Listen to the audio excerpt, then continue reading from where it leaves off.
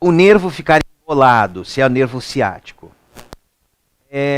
Quando a coluna vertebral, né, em função dos hábitos que nós temos, tudo que nós pegamos, os braços vão para frente. Quando nós pegamos bolsa, sacola, levamos comida à boca. Quando nós penteamos o cabelo. Então, tudo que nós fazemos, ombro vai para frente, ombro vai para cima. Então, vai encurtando o peitoral, encurtando o pescoço. A cabeça é puxada para baixo e para frente. Os ombros puxados para frente. Entorta a coluna cervical, entorta a coluna torácica. Então a pessoa vai ficando corcunda, vai ficando com o pescoço mais torto, ou mesmo que a coluna fique mais reta, mas a cabeça aproxima, comprime a região cervical, região de tórax, tensões no tórax dificultam a expansão do pulmão. Quando o pulmão tem mais dificuldade para expandir, o diafragma tem que puxar o pulmão com mais força para baixo, e quando o diafragma puxa mais forte o pulmão para baixo, ele puxa o quadril para cima. Então, fecha a coluna lombar. Então, já essa parte superior afeta a região do nervo ciático. Encurtamento na coxa. Quando a pessoa está em pé, que ela se inclina para frente para trabalhar, quando vai fazer comida, quando está mexendo em cima de alguma coisa na mesa, passando roupa. Então, o que a pessoa faz quando está em pé? O trabalho em pé. Ou quando a pessoa trabalha sentada. A coxa faz um ângulo com o quadril, com a coluna, de 90 graus. A coxa fica para frente. Braços para frente. E isso faz com que a coxa também vá encurtando. E quando a pessoa vai para a posição em pé, a coxa puxa o quadril bascula e a coluna lombar entorta também. Ela fica mais curvada.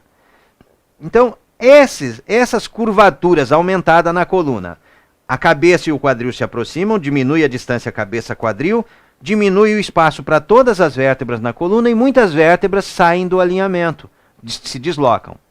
E aí vem a compressão dos nervos e vai refletir lá embaixo no nervo ciático. Na saída do nervo ciático, da região lombar e da região do sacro.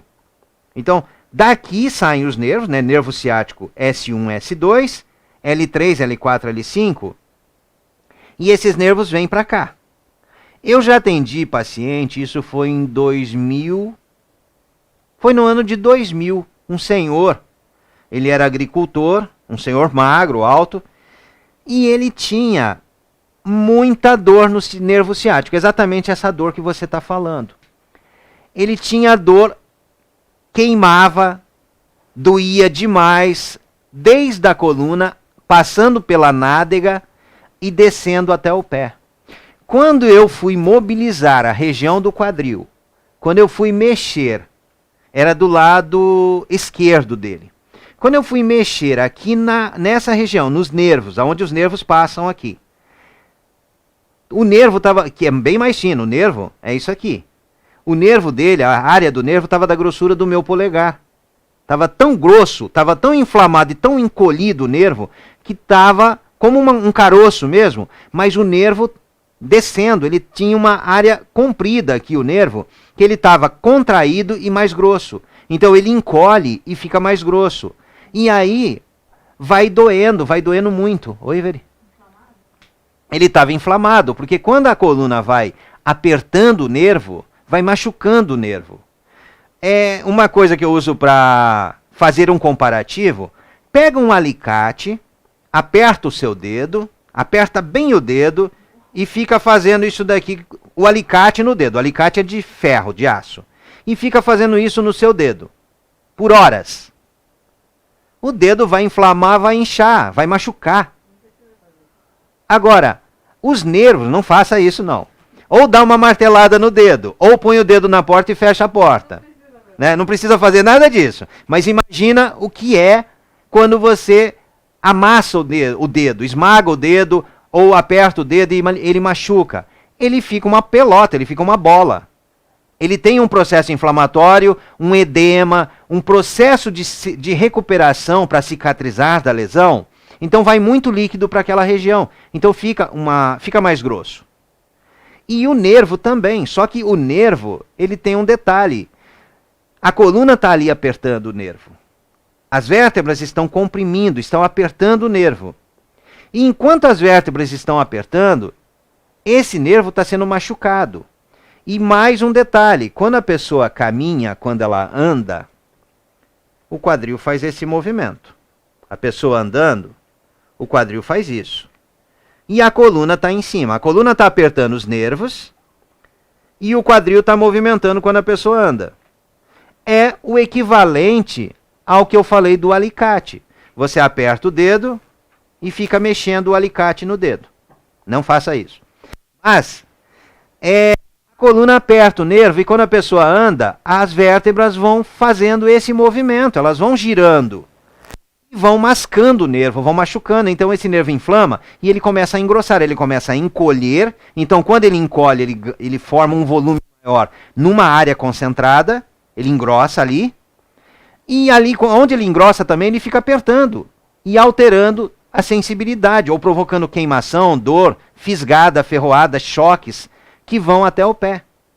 E nesse mesmo ponto aqui, aonde eu mostrei aqui, que passa o nervo ciático também, que ele passa por aqui, na veridiana, muitas vezes, na mobilização, e vários pacientes também, quando eu faço a mobilização logo abaixo da crista ilíaca, aqui nessa região, irradia a dor que vai no joelho, irradia a dor que vai no pé.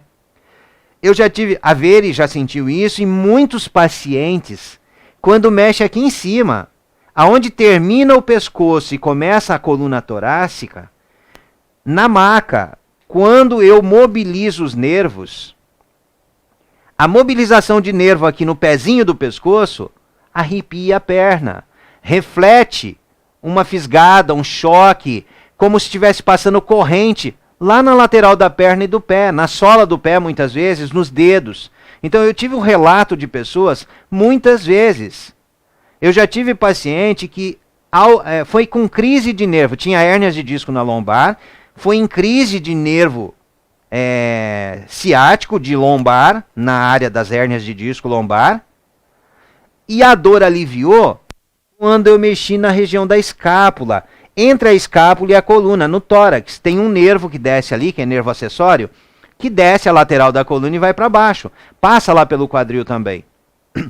Quando eu mobilizei ali, é que a pessoa saiu da crise lombar.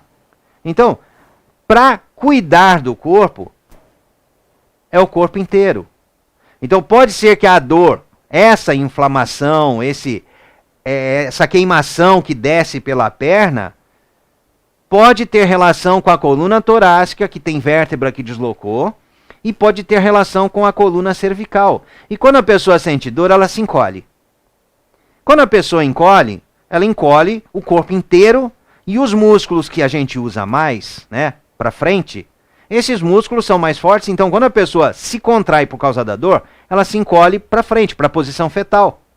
E aí fica faltando espaço para a coluna, porque quanto mais a pessoa encolhe para a posição fetal, a parte da frente se encolhe, quando ela quer ficar em pé, a coluna tem menos espaço ainda e vai apertar mais os dedos.